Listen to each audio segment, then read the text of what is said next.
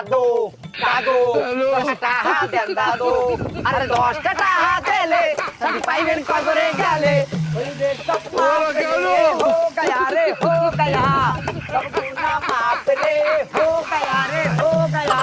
সব গুনাহ মাফ রে হো গয়া রে হো গয়া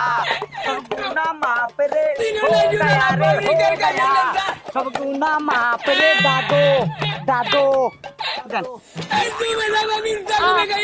কি দেবে খয়রাত দেবেন কেমনে খরাপ হয় মোরা খয়রাত